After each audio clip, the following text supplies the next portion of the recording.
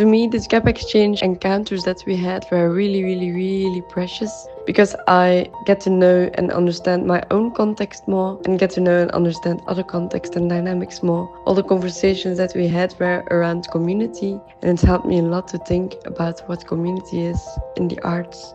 Those long, literally conversations about the thing that we do and why we do it, being able to visit their world and see all the things that are different but also the similarities. I also encounter artists from dance and theatre. It was very beautiful to hear how they are working, dealing with the challenges of creating in these moments of the world. There was so much happening that I wasn't aware of, and that's the really nice thing about hosting another artist, is that you're getting to see your own scene with fresh eyes. You realise when you're taking someone around your city how much you've normalised the past through visitors' eyes. You know, what you've experienced may feel fairly bizarre. I really loved that about our time. We walked beaches and the Burren, foraged flowers for tea from the bogland, swam in the Atlantic and spotted Dusty the dolphin. Breathing spaces, invitations to remember that art is also built in the moments between. To feel validated or vindicated or seen and recognize myself in a new place, in a new context, and feel at home there.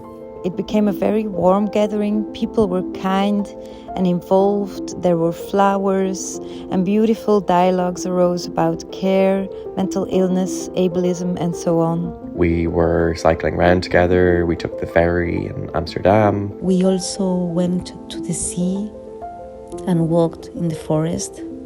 Cruising into the soaking sort of wash, the mists of the Niagara Horseshoe Falls. Being in nature at Giant's Causeway, walking over the stones with my host, Kate, and chatting together along the way, hearing the waves of the ocean, feeling the fresh air and summer breeze, the warmth of the sunshine.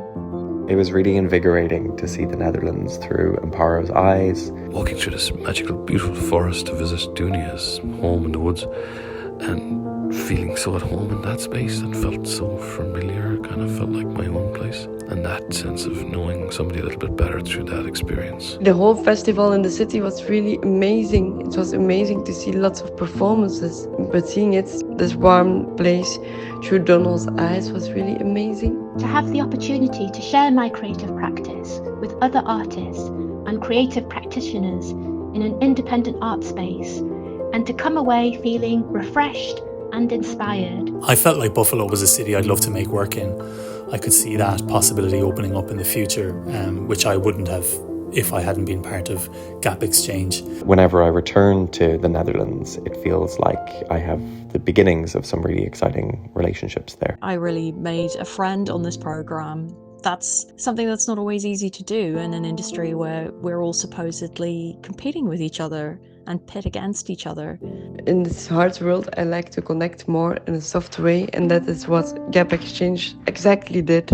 And I will never forget Donald's impression of a sloth.